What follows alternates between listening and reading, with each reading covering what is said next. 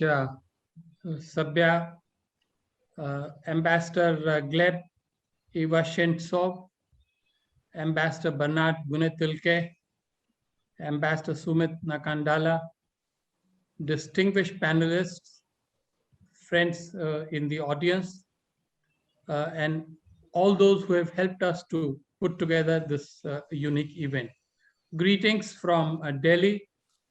I'm really delighted that this unique collaboration involving three very prestigious institutions has resulted in this event. And I would like to share with you some of my thoughts on the theme of this dialogue, this conference today. It seems to me that the contours of international relations and diplomacy are changing very substantially in this decade. International relations and diplomacy is no longer merely about conflict, terrorism, and matters of war and peace. It is now primarily about 5 C's, namely COVID, climate change, cyber domain, commerce, and critical technologies. So in these 5 C's, undoubtedly, climate change figures very prominently in almost everything that the governments do and everything that is happening around the world that is impacting the lives of our people.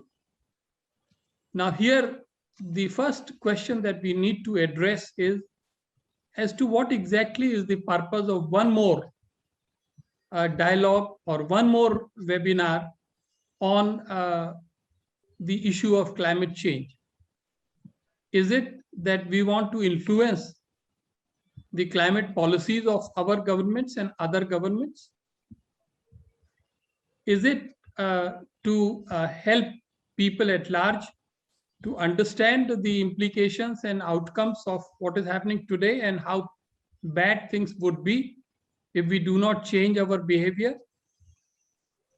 Is it to just explain, or is it also that we want to come up with just a few practical points to improve things the way we are working in the world? My own answer would be that we would have achieved much if we could explain in simple language, in non-technical language, in non-expert kind of medium to our audience, particularly to our young audience, as to what is happening and what needs to be done to save the planet, to save our youth, to save our future. I think that is the fundamental thing that must guide ourselves on this thing. Now, let me assure you, I'm not an expert on climate change, but since it is now an integral part of diplomacy, we all have to learn and master the subject. What comes out very clearly after reading endless reams of paper on climate change, that there is a yawning gap between words and action, and between commitments and deliveries by governments around the world. We are very fast in assuring audiences, peoples, that we would do this, that, and the other. But when the deadlines come, we fall short of them. So in a way, if we just take 2016 as the starting point, after Paris Accord, we really have to notice a very significant milestone, which is that among the G20 countries, India is probably the only country which is right on track to fulfill its targets and its goals and its nationally undertaken commitments. Now, it is in this background, with the change in the government in the US, there is a new movement in the West, the movement is for greater ambition in the field of climate change. Quite justified given the speed with which climate is changing, but that greater ambition cannot apply only to the developing countries at the expense of their development. That ambition has to apply first to the developed countries, which are running far behind in terms of delivery. And therefore, that I think is very significant. We have to remember that. One more significant point, which is that climate change requires suitable climate action, but it also needs, we need to ensure that there is climate justice. And that is the reason why if you want larger sections of populace to support proper objectives and proper goals, then climate justice will need to be ensured. May I also make a brief plug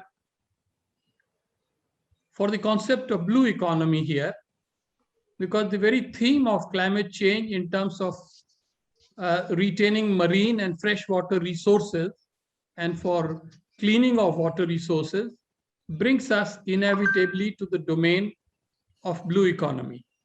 Now, blue economy and environment are deeply interlinked, so much that when 3 years back, one of the biggest international conferences on blue economy took place, hosted by the government of Kenya. They called it the Conference on Sustainable Blue Economy. So the point here is that blue economy, which is a multidisciplinary phenomenon, this can help us a lot in terms of handling much of the theme that is under discussion today, provided we are able to organize a working coalition of business, governments, and scientists and academia. So it's very important to remember that it's not enough to pinpoint where we need to take action on climate, but also think of the business dimension as to who would do it, who would clean the oceans, who would ensure cleaner water supply. It all has to be done from the beginning and in a very prudent manner. My last point, dear friends, is really a diplomatic point, which I cannot miss this opportunity to make. I think I've planned, participated, watched many of these multilateral dialogues, trilateral, quadrilateral, even more. But this is a truly unique combination, a combination in which Russia, India, and Sri Lanka are taking part. There's a good reason for it. Russia is known as a strong and a steadfast friend of South Asia since the end of the Second World War, if not before. I think the Russian institution today participating in this collaboration heralds the beginning of enhanced interest by Russia in South Asian affairs with an international dimension. This is very welcome, and we would very much like to support and encourage this in future. Then the engagement of Sri Lanka is also very significant. Sri Lanka and India are very close neighbors. They are very friendly neighbors.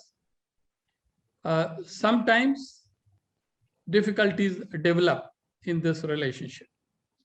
It is quite possible that some of India's policies and actions cause misunderstanding in Sri Lanka. I can assure you the vice versa is also true, particularly at this time. Therefore, when we work closely on a politically neutral subject or domain such as climate change, this should further strengthen our habits of working together. So I do hope in a very positive and constructive manner that our leaders, thought leaders, our experts, our scientists our climate change experts, all of us will get together and create a very strong basis so that this trilateral relationship fused today makes further strides in future and brings collective benefit to fruition even more. Thank you very much.